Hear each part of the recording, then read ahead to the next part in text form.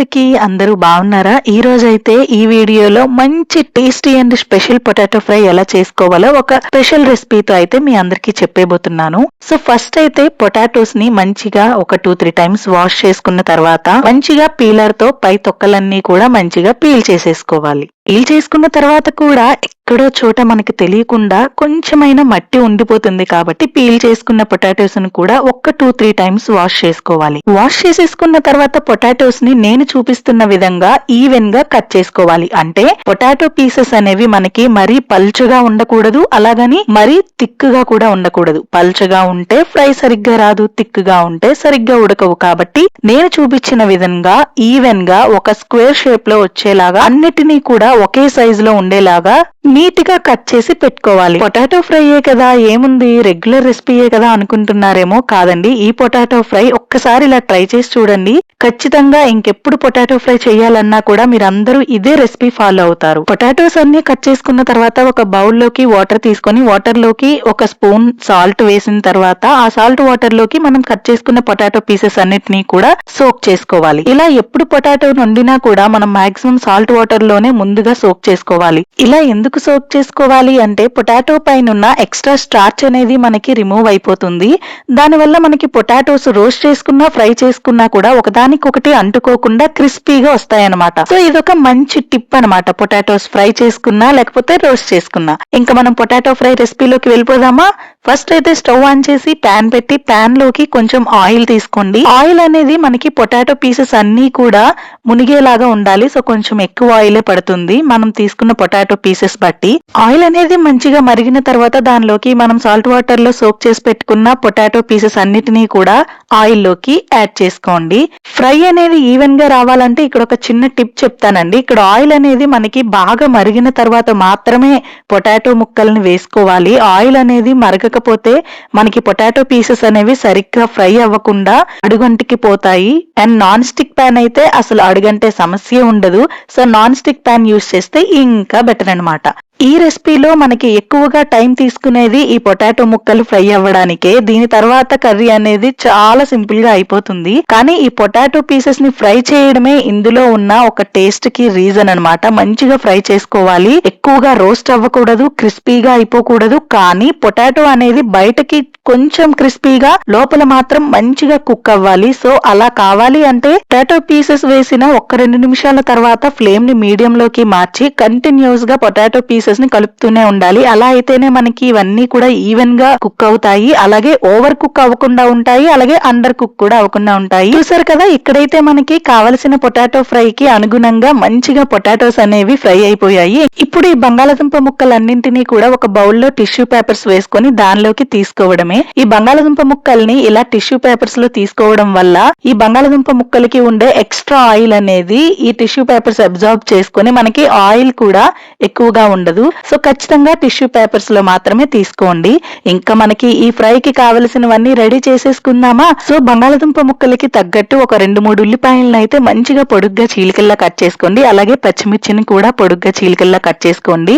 ఇంకొక main ingredient వచ్చేసి కరివేపాకు. ఇక్కడ కరివేపాకు కోసం నేనైతే ఒక చిన్న స్టోరీ చెప్పాలి. ఇక్కడ మీ అందరికీ తెలిసిందే, నా వీడియోస్ ఆల్రెడీ చూస్తున్న వాళ్ళందరికీ తెలుసు. ఇక్కడ శ్రీనగర్ ఉత్తరాఖండ్ లో మేము కరివేపాకుకి ఎంత కష్టపడతామో. కరివేపాకు అనేది ఇక్కడ మార్కెట్ లో కాదు కదా, ఎక్కడా కూడా దొరకదనమాట. సో నేనైతే మా ఇంటి పక్కన ఉన్న ఒక హౌస్ లో ఒక ఆంటీని అయితే అడిగి తెచ్చుకుంటూ ఉంటాను. వాళ్ళ చెట్టుది చూసి వాళ్ళైతే ఈ కరివేపాకు ఏం చేసుకుంటావు ఏంటి అని అడుగుతూనే ఉంటారు. నేను చెప్తూనే ఉంటాను, మా కరివేపాకు లేనిదే అసలు కూరలే ఉండవని. సో మొత్తానికైతే ఎప్పుడైతే ఈ కరివేపాకు చెట్టుకి కనిపించిందో ఆ కరివేపాకు ఉంటే ఖచ్చితంగా పొటాటో ఫ్రై చేయాల్సిందే. ప్రాసెస్ లోకి వెళ్తే ఫస్ట్ స్టవ్ ఆన్ చేసి ప్యాన్ పెట్టి ప్యాన్ లోకి కొంచెం ఆయిల్ తీసుకొని ఆయిల్ హీట్ అయిన తర్వాత 2 చెంచాల జీలకర్ర, అలాగే 1 స్పూన్ ఆవాలు, అలాగే 2 స్పూన్ల పచ్చి శనగపప్పు, 1 స్పూన్ పచ్చి మినపప్పు కూడా వేసుకొని మంచిగా ఫ్రై చేసుకోవాలి.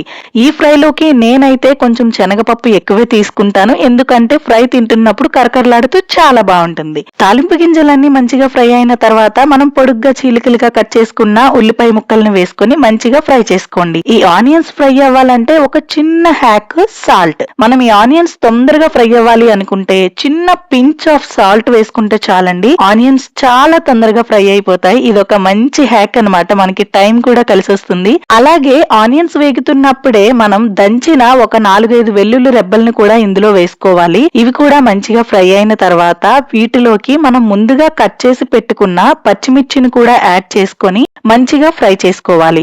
ఆనియన్స్ అన్ని కూడా గోల్డెన్ బ్రౌన్ కలర్ కి వచ్చే వరకు నీట్ గా ఫ్రై చేసుకోవాలి. హైలో పెడితే మంచిగా ఆనియన్స్ అన్ని నల్లగా మాడిపోతాయి కాబట్టి సిమ్ లో మాత్రమే పెట్టుకొని మంచిగా వేయించుకోండి. ఈ ఆనియన్స్ ఫ్రై అవుతున్నప్పుడే మనం ఈ పొటాటో ఫ్రైలోకి ఇంకాస్త టేస్ట్ ఇంగ్రీడియంట్ అయిన వెల్లుల్లి కారం కూడా రెడీ చేసుకుందాము. వెల్లుల్లిని కచ్చాపచ్చాగా మంచిగా దంచుకొని దానిలోకి ఒక 2-3 స్పూన్ల కారం వేసుకొని ఒక్క స్పూన్ ఆఫ్ ఆయిల్ వేసుకొని మంచిగా చేత్తోనే వెల్లుల్లికి మొత్తం కారం పట్టేలాగా నీట్ గా మిక్స్ చేసుకొని రెడీగా ఉంచుకోండి. ఇలా తయారు చేసిన వెల్లుల్లి కారం యాడ్ చేయడం వలన మనం చేసుకునే పొటాటో ఫ్రై అనేది ఇంకాస్త టేస్టీగా ఉంటుందన్నమాట. సో ఆనియన్స్ అన్ని ఒక్కసారి గోల్డెన్ బ్రౌన్ కలర్ లోకి వచ్చిన తర్వాత ఒక స్పూన్ పసుపు యాడ్ చేసుకోండి. ఈ పసుపు వేయడం వలన కలర్ మాత్రమే కాదండి, మన హెల్త్ కి కూడా చాలా మంచిది. అందులోనూ దంచిన పసుపు అయితే ఇంకా మంచిది. ఇంకా పసుపు వేసుకున్న తర్వాత ముందుగా కడిగి శుభ్రంగా తీసి పెట్టుకున్న కరివేపాకుల్ని కూడా ఇందులోకి యాడ్ చేసుకోండి. ఫ్రెష్ కరివేపాకు యాడ్ చేస్తే ఈ పొటాటో ఫ్రైకి వచ్చే టేస్ట్ అంతా ఇంత కాదు, నిజంగా చాలా చాలా బాగుంటుంది.